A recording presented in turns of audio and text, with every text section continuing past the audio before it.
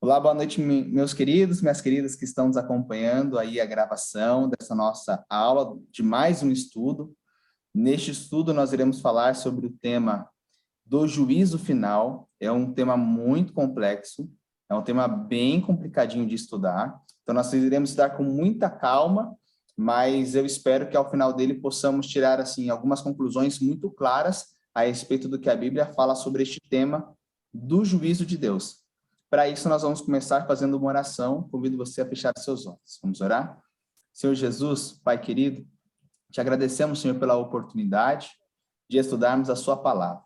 Que o Espírito Santo nos dê entendimento e compreensão do que a Bíblia ensina sobre este tema importante a respeito do juízo.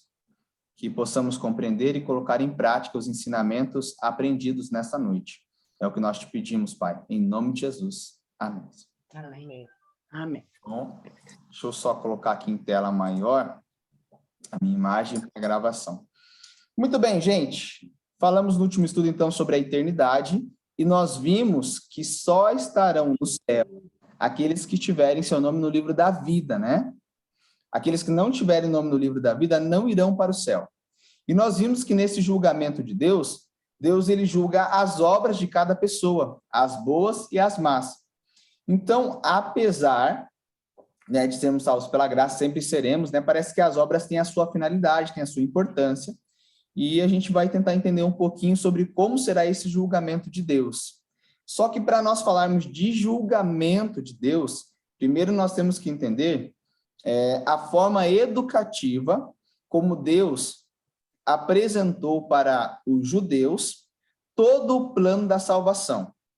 Este plano ele era apresentado através de um método chamado método do santuário. Deus apresentou ali um tabernáculo que Moisés deveria construir, e este tabernáculo deveria ser seguido regras, orientações, e tudo o que aconteceria neste santuário iria apontar para a realidade do que Deus, Cristo, Espírito Santo iria fazer por mim e por você, para que pudéssemos ser salvos também. Então, Deus, como nosso professor, nos deixou uma forma educativa de aprendermos sobre salvação, graça e juízo. Então, antes de nós falarmos sobre a realidade, vamos ter que entender esse método que Deus apresentou no Antigo Testamento. E eu vou compartilhar a tela aqui com vocês, para nós, então, começarmos a falar sobre este assunto importante, que é o juízo de Deus.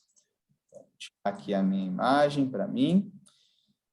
Então, pastor, como vai ser esse juízo?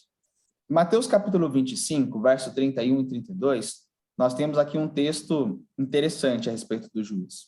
Quando vier o Filho do Homem, na sua majestade, todos os anjos com ele, então se sentará no trono da sua glória, e todas as nações serão reunidas em sua presença, e ele separará uns dos outros.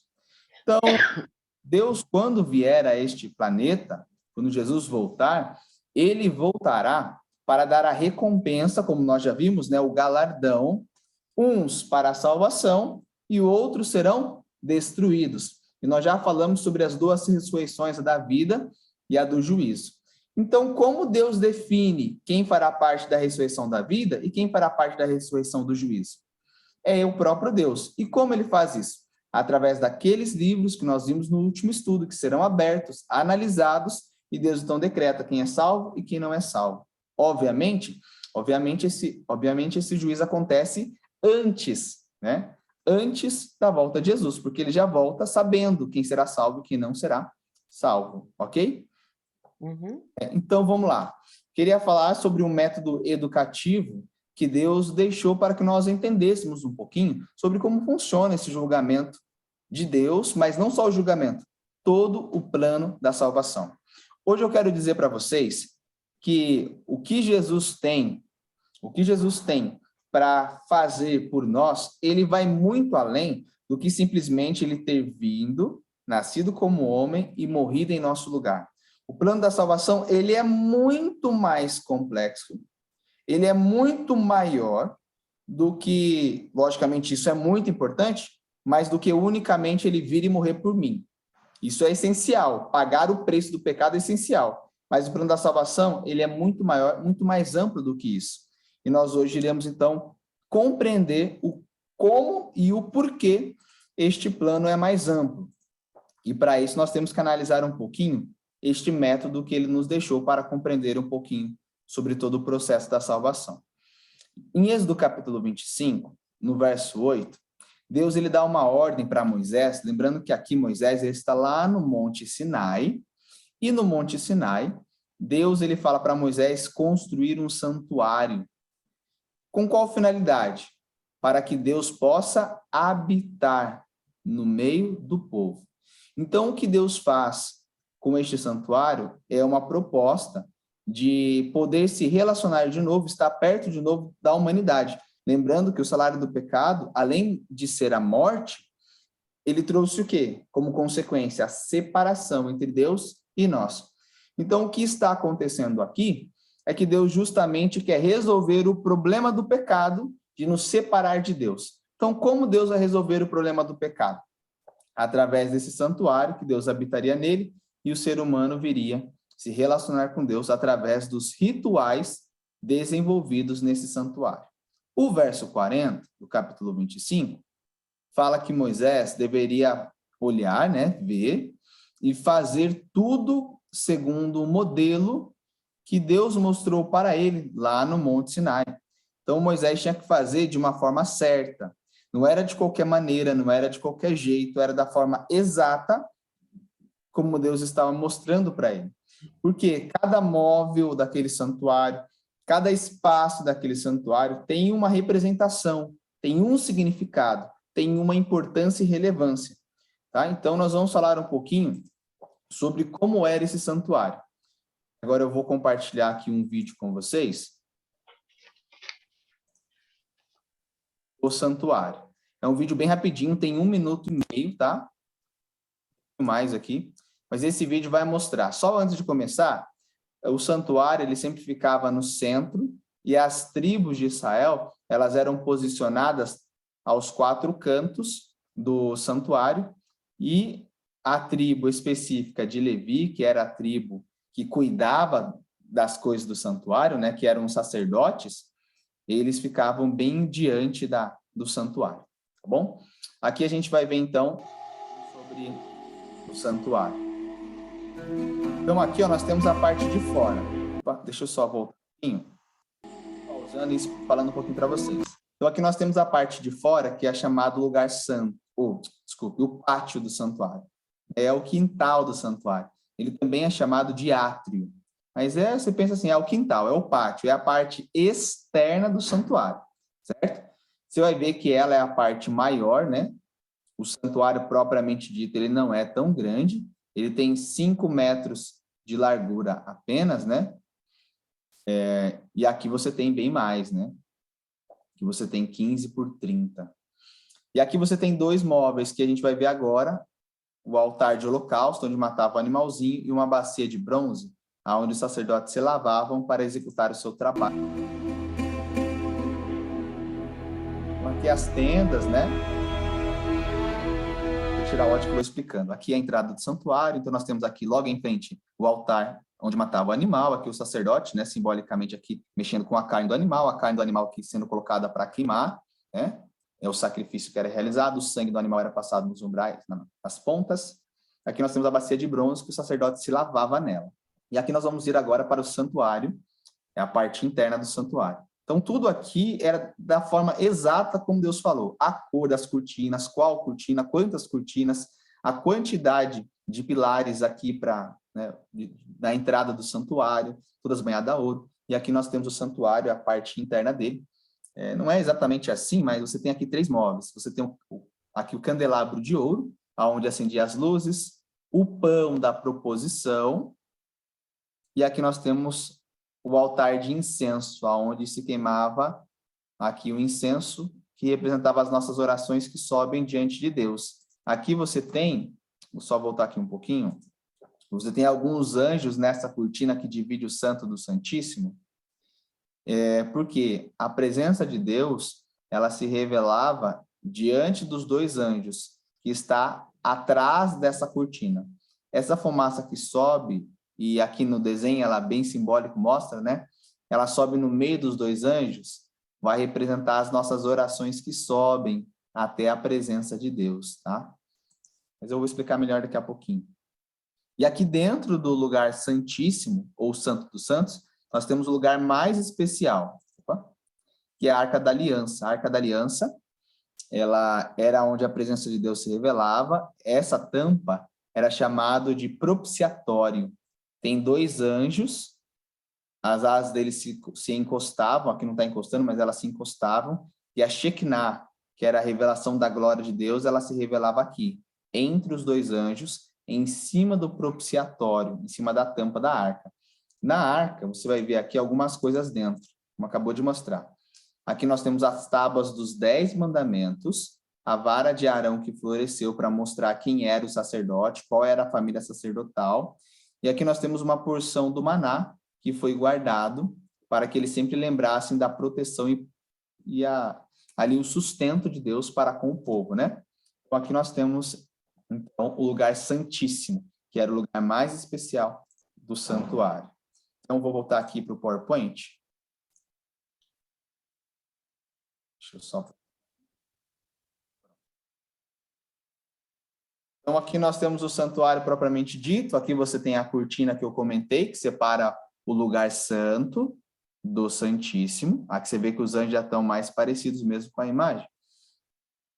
Que ainda assim não está exatamente igual como é o da Bíblia, mas é mais ou menos assim. Aqui tem o sacerdote executando trabalho, o candelabro de ouro que acende as 7 lâmpadas, com os 7 candeeiros, e o pão aqui do outro lado, né? Então aqui você tem uma planta, é melhor para se enxergar. Olha aqui o lugar santo, os 3 móveis, incenso, mesa do pão e candelabro de ouro. E no Santíssimo, a Arca da Aliança. E no lado de fora você tem a pia e aqui o altar de holocausto, né? Aqui você tem uma outra planta. E o que é interessante é que a forma como está organizada os móveis, ele nos representa algum aspecto bem interessante. Aqui não vai estar tão bom para enxergar, mas vai ficar melhor um pouquinho na imagem que eu vou mostrar. Tudo que acontece no santuário, já vou dizer para vocês, aponta para Jesus e para o seu ministério, para tudo que Jesus faz por mim e por vocês. Mas vamos lá. Então, o altar de holocausto era o lugar onde o animalzinho era morto. Aí vai ter vários tipos de animais que morriam: boi, carneiro, ovelha, bode, rolinhas. E aqui representa os animais que morriam para que os pecados das pessoas fossem perdoados. É por isso que João Batista vai olhar para Jesus e vai falar o quê? Eis o Cordeiro de Deus que tira o pecado do mundo. Por que ele está chamando Jesus de Cordeiro? Porque o cordeirinho que morria para que os pecados das pessoas fossem perdoados, ele era um símbolo. E simbolicamente, ele apontava para Jesus, que é a realidade, que morreria, assim como o animal morreu, Jesus morreria em nosso lugar para que os nossos pecados fossem perdoados. Então, o que acontecia na morte dos animais representava o que Jesus iria fazer por nós. Então, a gente pode dizer que é a sombra encontrando a realidade. A pia de bronze tem a água. E é interessante que essa água era para purificar os sacerdotes. E o próprio Jesus, ele vai se considerar e se chamar de água viva, a água que purifica, a água que limpa. Então, olha só, até essa água, Jesus fala que tem esse simbolismo, né, com o que ele faria por nós, né? Ele nos purificaria, né, nos limparia, assim como a água tinha que limpar os sacerdotes. No lugar santo, nós temos aqui o pão da proposição. Este pão eram 12 pães, cada pão representando as 12 tribos de Israel, por isso o número 12, né? Esse pão, ele era sem fermento, Marta. Por que ele era feito sem fermento? Porque este pão, ele representa o próprio Cristo Jesus. E veio sem pecado, e o fermento na Bíblia, ele representa pecado, né? Então, Jesus, ele viveu sem pecado, então o pão tinha que ser sem pecado, porque ele representaria aquele que viria sem pecado para nos salvar. O próprio Jesus fala o quê? Que eu sou o pão da vida, não é? Olha que interessante. O candelabro de ouro ele deveria ficar aceso em todo o tempo. Ele não poderia se apagar. Então, todo o período da noite, período escuro, ele tinha que ficar todo o tempo de forma constante acesa, tá? Ele nunca poderia se apagar, porque o santuário nunca poderia ficar escuro, porque era um lugar onde estava a luz do próprio Deus ali. E essa luz, ela não se apaga. E o próprio Jesus, ele fala o quê? Que ele é a luz do mundo. Nós temos aqui representado pelo próprio candelabro até uma ação que representa Jesus, que ilumina a nossa vida, que nos tira das trevas e nos leva para a maravilhosa luz. Como isso é possível? Porque o plano da salvação envolve a morte do Cordeiro, que ao morrer nos tira das trevas, eliminando o nosso pecado e nos levando para a luz, que é a própria presença de Deus conosco, né? Nós vimos até no último estudo que a Nova Jerusalém, o lugar onde nós viveremos durante 1000 anos no céu e depois eternamente aqui na terra, fala que a cidade ela não vai ter noite, né? Vai ser dia 24 horas. Simbolicamente, é para onde nós iremos, por isso o santuário também não poderia escurecer, né? Ficar em trevas, por isso que a luz tinha que acender sempre. Aqui no altar de incenso, era o lugar onde o sacerdote pegava o sangue, chegava diante desse altar e orava, intercedendo pelo pecador que ficou lá fora. E então ele queimava incenso, a fumaça subia, e ao subir essa fumaça, representava a minha e a sua oração, que chega até o trono da graça de Deus. Olha que interessante. Então, nós temos isso bem apresentado aqui. E se você olhar na Bíblia, a Bíblia é bem clara em dizer que Jesus é o nosso sumo sacerdote, que intercede por nós diante do Pai, não é? E Jesus é o quê? Ele é aquele que nós temos que orar em nome dele para que as nossas orações sejam atendidas. Então, tudo o que acontece aqui, seja no pátio, seja no lugar santo, aponta para quem? Para Jesus. Mas não é Jesus de forma simbólica, não, Jesus literal, morrendo de forma literal, de forma verdadeira, Jesus que entra no lugar santo e intercede por nós. E aí no Santíssimo nós temos a Arca da Aliança, né, onde, através do sacrifício de Cristo, a aliança de Deus se cumpre, né? E ela permanece. Então, aqui, ó, só para ilustrar melhor, aqui nós temos uma cruz, né? Até a logística da organização dos móveis do santuário, ele representa uma cruz. Esse desenho não está muito bom na organização, né? Porque, na verdade, esse lado aqui ele é mais comprido, né? Mas, de qualquer maneira, você tem uma cruz sendo desenhada até com os lugares da organização do santuário. Por quê? Porque tudo que acontecia no santuário aponta para o plano da salvação. Então, o que acontecia aqui era apenas um símbolo da realidade. Então, o pecador, ele chegava, nós temos aqui vários tipos de sacrifícios, Levíticos 1 a Levítico 7 fala, por exemplo, os sacrifícios de holocausto, oferta de manjares que era no altar de incenso, sacrifícios pacíficos pelos pecados por ignorância. Então, olha que interessante. Isso aqui é interessante. Imagina que você comete um pecado que você nem imaginava que era pecado. Aí você estudando, fazendo a classe bíblica aqui com a gente, você descobriu que fazer isso ou não fazer isso é pecado. Isso não deixou de ser pecado porque você não sabia. Agora Deus vai levar de uma forma diferente. Diferente daqueles que cometem os pecados de forma voluntária. Mas não deixa de ser pecado porque eu não conheço, tá? Sacrifícios pelos pecados ocultos, pecados escondidos, né? Pecados voluntários, ofertas pela culpa e ofertas de consagração, ofertas pacíficas. São só algumas das ofertas que você realizaria neste santuário, neste tabernáculo, ok? E como funcionava? Então, você pegava o animalzinho, levava o animalzinho em frente ao altar de holocausto, você colocava a sua mão, eu vou tirar aqui a imagem para eu mostrar, você colocava a sua mão sobre a cabeça do animal, aí você confessava os seus pecados. Senhor, estou aqui para pedir perdão porque eu fiz isso. E agora, Senhor, eu creio que um dia o Messias virá para nos salvar dos nossos pecados. Mas aqui estou eu, arrependido, e com fé, eu confesso os meus pecados e creio nos teus métodos para nos salvar. E agora, então, ele ia lá, o próprio pecador tinha que degolar o cordeirinho. Ele mesmo tinha que matar. Mas olha que sentimento ruim, né? Mas era isso mesmo, era assim que tinha que acontecer. A pessoa acabava sendo ali a pessoa que tinha que fazer o sacrifício. Aí o sacerdote pegava esse sangue, dependendo do tipo de sacrifício, ele comia carne, dependendo ele não comia, dependendo o pecador tinha que comer também, dependendo o pecador não podia comer. Enfim, cada tipo de sacrifício era um método diferente, mas na linha geral era igual. Pegava o sangue do animal, ele passava nas 4 pontas do altar de holocausto, aqueles 4 chifrinhos que tem. Depois ele pegava esse sangue e entrava dentro do altar, dentro do santuário, em frente ao altar de incenso. Não sei se eu vou ter uma imagem aqui, não vou, mas tem uma aqui atrás.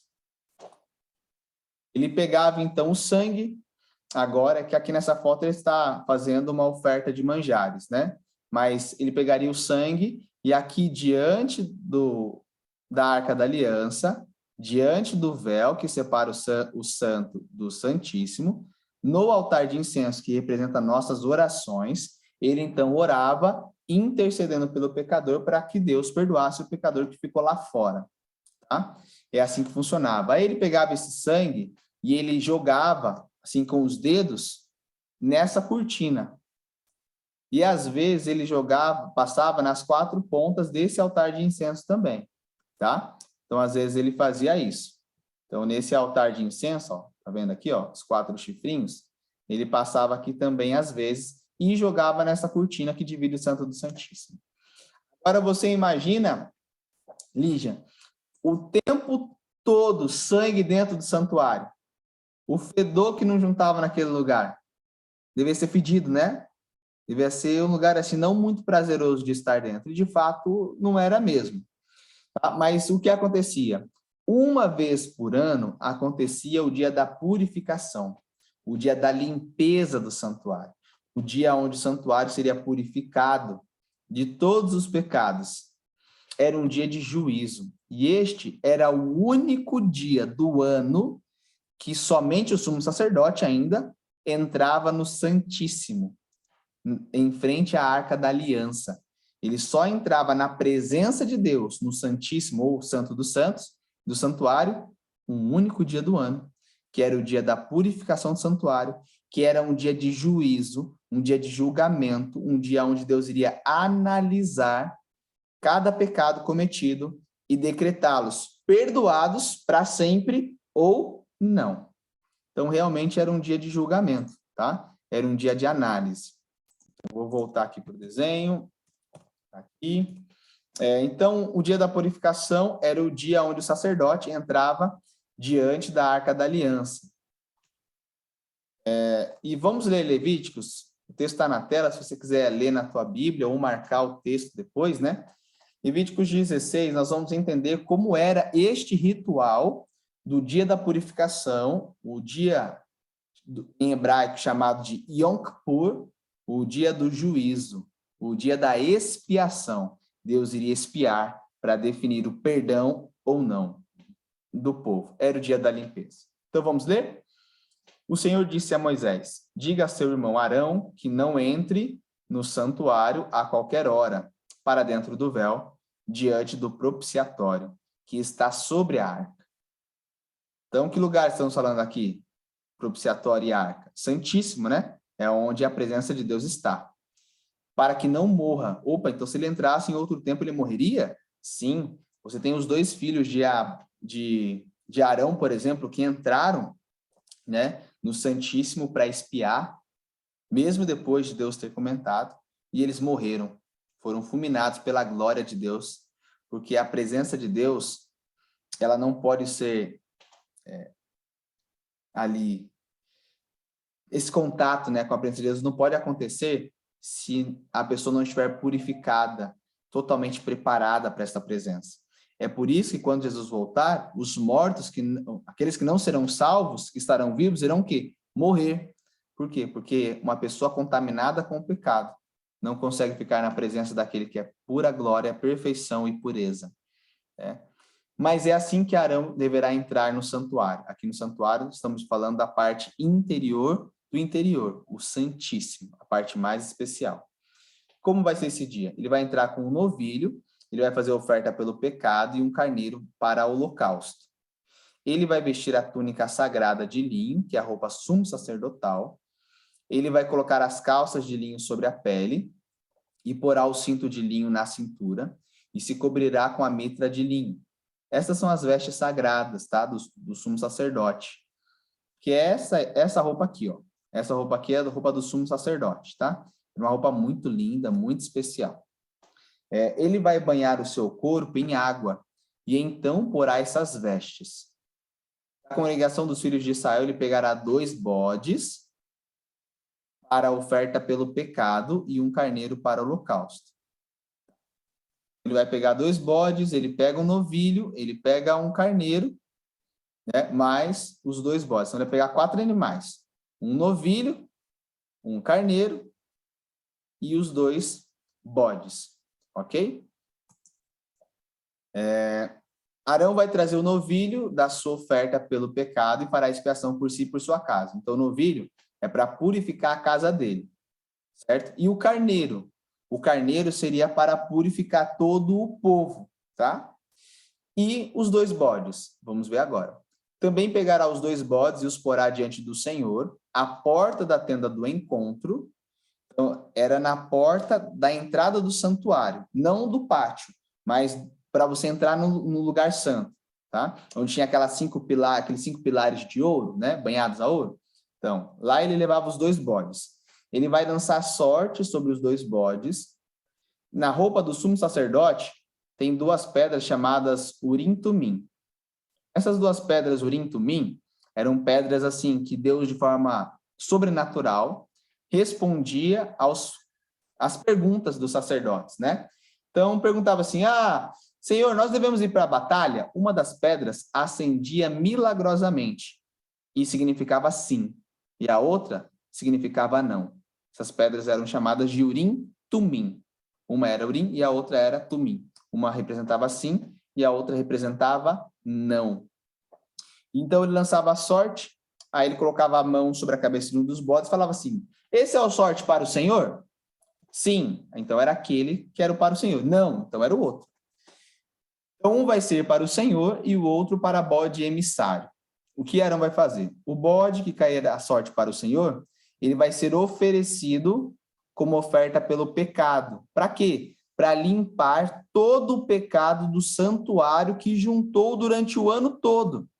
Então, esse bode que morreria, que era para o Senhor, era para que Deus aceitasse o pedido de uma vez por todas, certo? Mas o bode que cai sorte para bode emissário será apresentado vivo diante do Senhor e ele vai fazer expiação. Em que sentido? Ele vai levar a culpa final de todos os pecados. Então, o pecado ele sai do pecador, vai para o cordeirinho. Do cordeirinho, ele passa para o santuário, simbolicamente jogado pelo sangue que foi jogado no santuário. E agora, o outro bode morre para purificar todo o santuário. E assim agora o outro bode levar a culpa dos pecados. E este bode era enviado para o deserto como bode emissário. Mas o que acontecia? Eles arrancavam essa cortina que divide o Santo do Santíssimo, né, onde tem ali os 2 anjos ali desenhados, e essa cortina era trocada por uma cortina nova, e ela, cheia de sangue, era amarrada sobre o pescoço do bode, e ele era levado para o deserto, levando a culpa de todos os pecados. Ele vai colocar as 2 mãos sobre a cabeça do bode vivo, e sobre ele confessará todas as iniquidades dos filhos de Israel. Olha só como ele vai levar a culpa no final de tudo. Todas as suas transgressões, todos os seus pecados, o porá sobre a cabeça do bode. Depois vai enviá-lo ao deserto, e assim, então, ele vai ser jogado na terra solitária. Algumas coisas interessantes, senhoritas. Lembra que eu comentei tudo o que acontece no ritual do santuário aponta para o plano da salvação na realidade, certo? Então, o cordeiro que morre representa quem? Jesus. O sacerdote representa quem? O próprio Cristo, que hoje é o nosso sumo sacerdote no céu. Intercessão é o que ele faz por nós. E esta purificação, essa limpeza, era o dia de juízo de Deus. Então, era um dia especial que Deus iria julgar o povo e decretar o perdão ou não. Depois desse julgamento final, de purificação, alguém levaria a culpa no final de tudo. E este último bode representa o próprio Satanás, que no final, lembra que ele vai ficar 1000 anos na terra sozinho? E como que vai estar a terra? Lembra que eu falei que vai ficar um deserto, um abismo, sem forma, vazia, né, inabitada? Então, este bode que é levado para o deserto, e para nunca mais ter contato com o povo de Deus, representa quem? O próprio Satanás, que levará a culpa final sobre os pecados. Então, veja que tudo que acontece no santuário aponta para quê? Para o plano da salvação. Desde a vinda e morte de Jesus, desde a sua ressurreição e entronização no céu, depois o juízo de Deus e até a culpa de Satanás no final, que ele vai levar tudo e o mal vai ser destruído para sempre do povo de Deus. Certo? Até aqui vocês estão comigo? Uhum. Então tá bom. Denise, Marlene? Meninas, vocês estão entendendo porque o negócio é difícil. Difícil muito mesmo. Difícil. Isso aí, vai ficar aí gravado. Eu acho que eu precisei de uns 3 anos para entender bem assim, e ainda falta muito, porque hoje, por exemplo, tem coisa que eu já aprendi. Realmente na leitura bastante, né?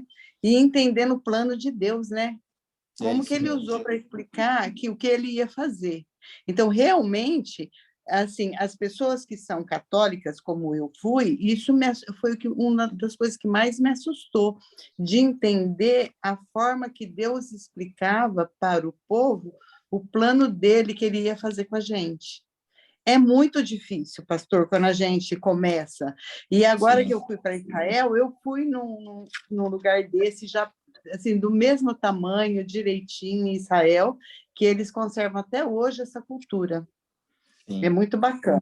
Mas aprendendo isso abre muito a nossa mente para que a gente aprenda mais toda a linguagem de Deus na Bíblia, né?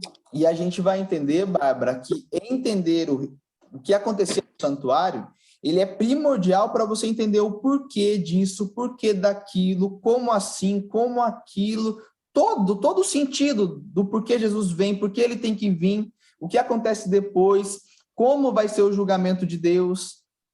Tudo isso tem a ver, gente, tudo isso tem a ver. Então, assim, até o que ele está fazendo agora, né? Justa, até mas isso aí a gente vai entender daqui a pouquinho até onde, né, nós já estamos vivendo dentro desse processo, né? Uhum. Muito Olha para você ver como é importante nesse dia da expiação, o dia do julgamento, o dia da limpeza do santuário, a nossa consagração e a nossa entrega. Levíticos 23, verso 26 ao 32, diz assim: o Senhor disse a Moisés: mas ao 10 dias deste mês 7º, será o dia da expiação. O que é o dia da expiação? Era o dia da limpeza. Era o dia que ele entrava no Santíssimo. Né? E nesse dia era um dia de uma santa convocação. E o povo deveria fazer o quê? Se humilhar. Arão deveria trazer, né, a oferta, né, queimada ao Senhor. Nesse mesmo dia vocês não deveriam fazer nenhum trabalho. Então, era um dia de consagração completa, gente. Era um dia de entrega absoluta e total a Deus. Por quê? Porque é o dia da expiação. Qualquer pessoa que nesse dia não se humilhar será eliminada do seu povo. Quem nesse dia fizer algum trabalho, a esse destruirei do meio do seu povo. Não façam nenhum trabalho nesse dia, estatuto perpétuo pelas vossas gerações, onde quer que morarem. Será um sábado de descanso solene para vocês, e vocês se humilharão da tarde de do dia 9 deste mês até a tarde do dia seguinte, vocês celebrarão este sábado. Não é o sábado semanal, aquele sábado, né, de guarda, é um sábado no sentido do que vai fazer, né, como não vai trabalhar nesse dia, é um feriado, né, então se torna um sábado cerimonial. Existem vários tipos de sábado. Tem um sábado que está na Bíblia, dos 10 mandamentos, e tem os sábados cerimoniais, que são dias, que são festas judaicas, feriados judaicos, que era um dia onde as pessoas não deveriam trabalhar também. Era um dia de Shabat, dia de descanso. Nesse caso, era um dia de muita consagração, porque Deus iria analisar caso a caso, para decretar, então, o perdão, ou não, de todo o povo. Certo? Pastor, então, ok. O tempo do juízo é um período em que devemos nos consagrar a Deus, pois estamos sendo analisados a cada instante. É isso mesmo. Então, o juízo de Deus é um tempo muito sério, né? Como eu comentei, tudo isso, né, que acontecia no santuário é apenas uma sombra de uma realidade muito maior, né? Então, tudo que acontecia lá é uma forma educativa de Deus nos ensinar. Como um bom professor, né? Ele ensina os seus alunos de uma forma mais didática, né? Então, ele nos deixou um modelo, um exemplo ali.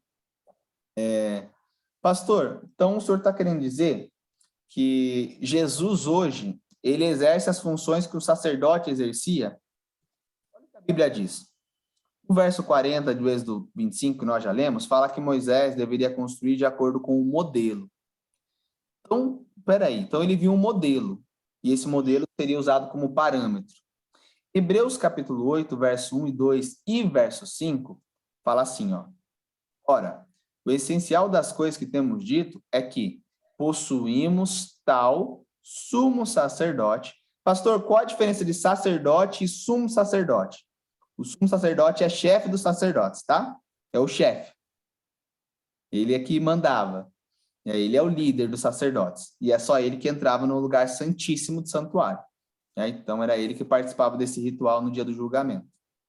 E fala que nós possuímos esse sumo sacerdote, que se assentou à destra do trono na majestade dos céus, como ministro do quê? Do verdadeiro Tabernáculo. que quem erigiu? Quem construiu? O Senhor. Deus. É. O próprio Deus, não foi o homem. Opa, então quer dizer que Jesus hoje ele está no santuário celestial, nos céus, que o próprio Deus construiu, que não foi construído pelo homem. Porque o que foi construído pelo homem é aquele de Moisés? Sim. Este construído pelos homens, diz o verso 5, os sacerdotes, eles ministram nesse santuário, que são o quê? Figura e sombra. Do quê? Das coisas celestes. Então, quer dizer que tudo que acontece no santuário na terra, ele aponta para qual santuário? Celeste. Santuário celestial. Muito bem. Então, a figura aponta para a realidade, correto? A sombra aponta para o real. Então, tudo que acontecia era uma forma ilustrativa de Deus falar de tudo que Jesus iria fazer por mim e por você. Certo? Pois bem, Hebreus capítulo 9, fala no verso 24, porque Cristo não entrou em santuário feito por mãos, figura do verdadeiro, porém no mesmo céu, para comparecer agora por nós diante de Deus. Opa, o que Jesus está fazendo aqui então?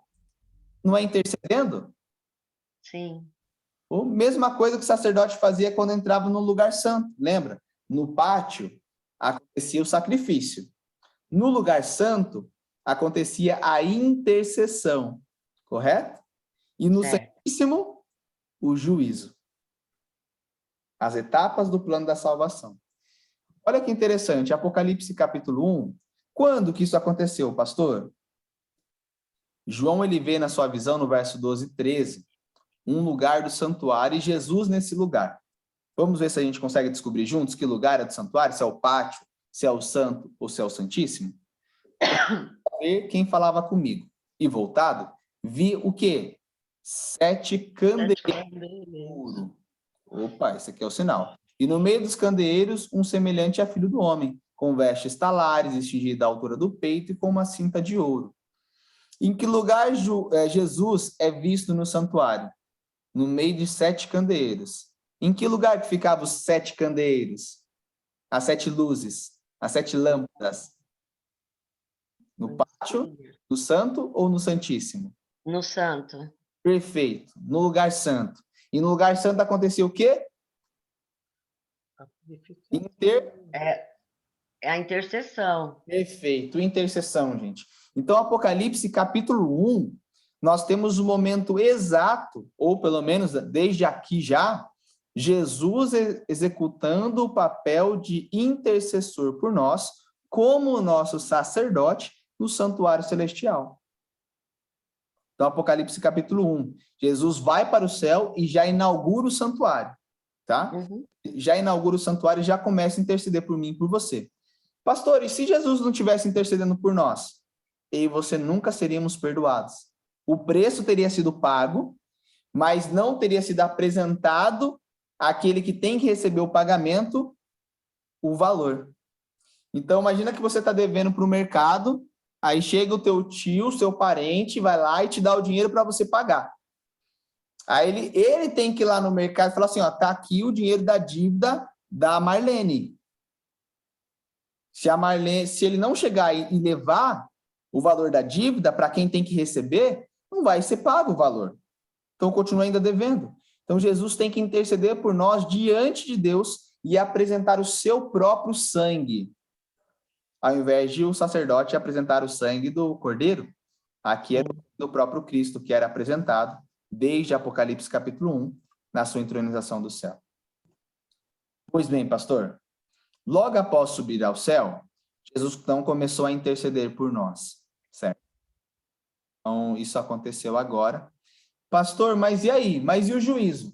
Quando vai começar o juízo de Deus, que serão abertos os livrinhos, serão estudados, Jesus vai definir quem vai ser salvo, quem não vai ser salvo, quem vai fazer parte da ressurreição da vida e da ressurreição do juízo. Ó, não tem um texto aqui na tela, mas abra sua Bíblia de João 5, eu quero ler esse texto com vocês, porque me veio à mente aqui agora. João capítulo 5.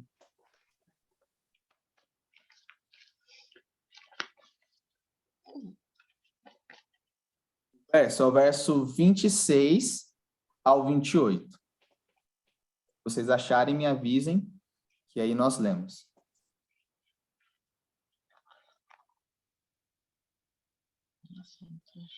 João 5, nós até já lemos já esse texto, tá? João 5, 28 e 26 ao 29. Vamos ler? Diz assim: porque assim como o Pai tem vida em si mesmo, também concedeu ao Filho ter vida em si mesmo. Porque ele deu autoridade para julgar, porque é o Filho do homem. E não vos maravilheis disso, porque vem a hora em que todos que se acham nos túmulos ouvirão sua voz e sairão. Os que estiverem feito bem, para a ressurreição da vida. E os que tiverem praticado mal, para a ressurreição do juízo. Então, nós vemos que Jesus ele vai julgar eu e você, para definir quem fez boas ações e quem não fez. Quem vai ser salvo e quem não vai ser salvo. Certo? Então, este julgamento, ele precisa acontecer antes da volta de Jesus. Certo? Porque é o julgamento que vai definir. Nós podemos chamá-lo de julgamento investigativo, né? Ele vai investigar. Igual está sendo agora o caso, né, do ator lá, né? Tem um ator aí que está sendo julgado, né? Ali a briga dele com a esposa, né? E está sendo o julgamento, já está acontecendo. Depois vai ser só o quê? A sentença, né? Mas o julgamento já está em andamento, porque está sendo analisado cada caso, cada situação. O julgamento de Deus é assim, os casos serão analisados, e então, no final, após chegar aos vereditos, ele vem, então, para dar a sentença. E Apocalipse 11, senhoritas, é o cumprimento de Jesus entrando no lugar santíssimo do santuário, para que, então, comece o juízo final. Olha a relação, nesse verso, de um julgamento com a Arca da Aliança, que fica no lugar onde se entrava uma única vez do ano. Diz assim o verso 18 e 19 de Apocalipse 11. Na verdade, as nações se enfureceram. Chegou, porém, a tua ira. E o tempo, o quê? Determinado. Para quê?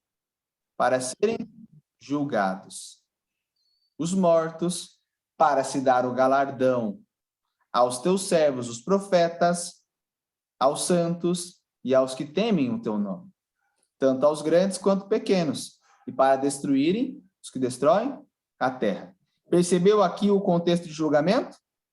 Então, que vai chegar, chegou o tempo, ou vai vir o tempo, mas que existe um tempo aonde Deus vai julgar cada pessoa para definir se ele vai ser salvo ou não.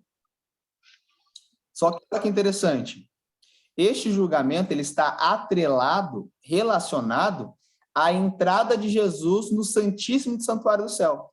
Porque olha o verso 19 que diz: abriu-se então o santuário de Deus, que se acha onde? No céu. E foi vista o que agora? A arca no seu santuário. E aonde fica a arca da aliança mesmo? No santo. No santo ou no santíssimo? A arca da aliança. Santíssimo.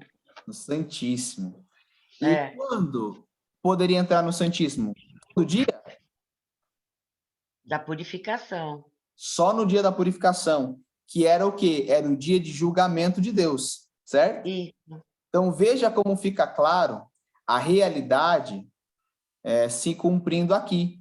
Então, a sombra, que era a figura, o dia da expiação, apontava para o verdadeiro juízo que vai acontecer no céu, ao Jesus abrir os livros de cada um e analisar a vida de cada um.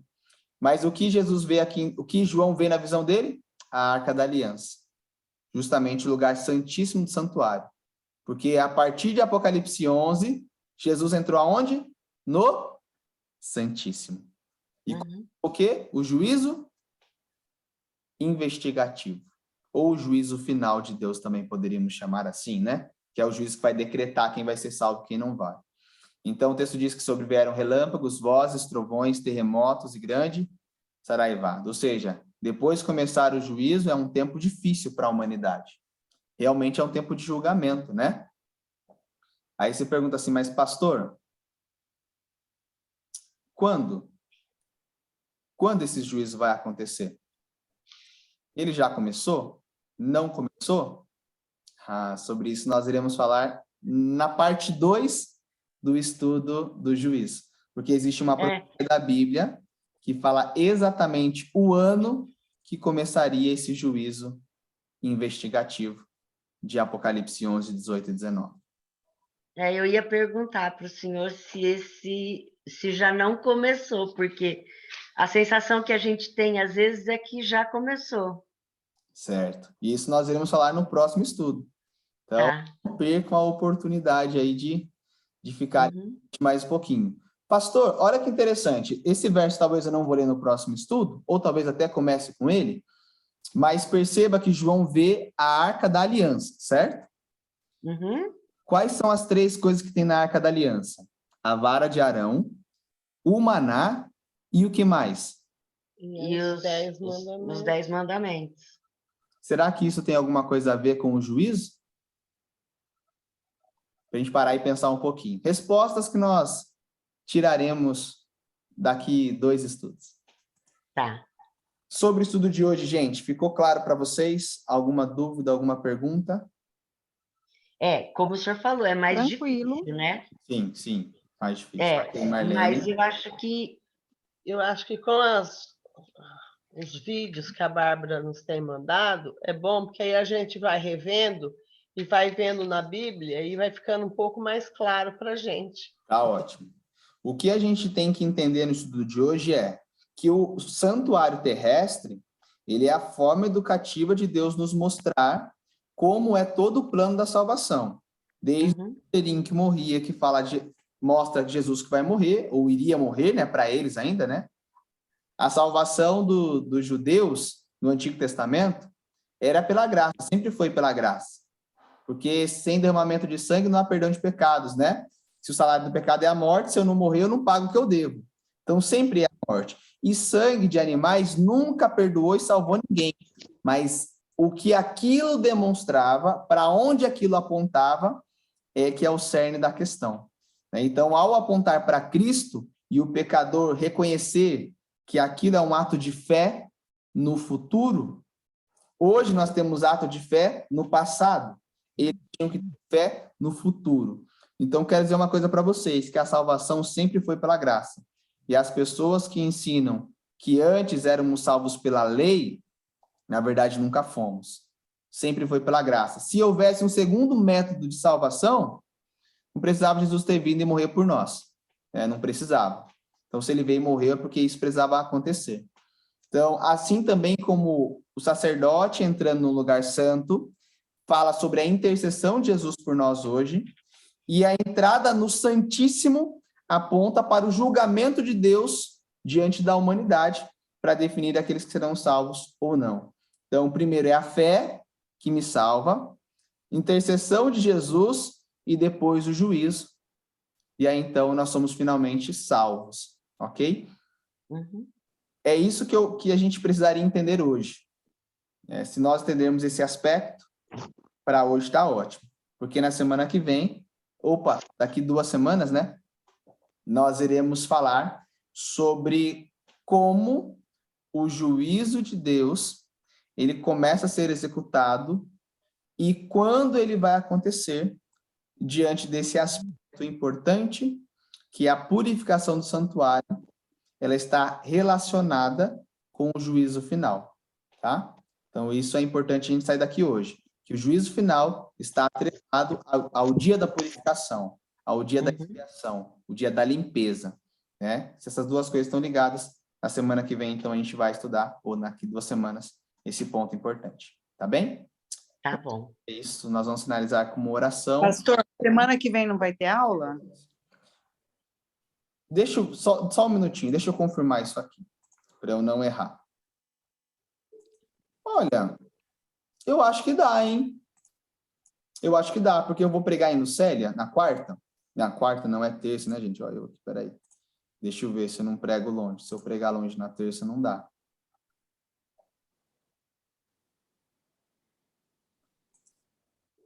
Ah, em pracinha é online. Então dá sim, gente, dá sim.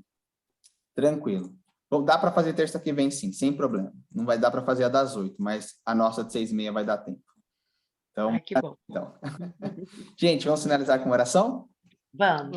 Oremos. Senhor Jesus, Pai querido que estás nos céus, hoje nós vimos sobre como o Senhor é um Deus tão fantástico, que o Senhor nunca nos deixou à deriva do engano ou do desconhecimento, porque a Bíblia é clara em dizer que as coisas encobertas pertencem a Deus, mas as reveladas pertencem a nós.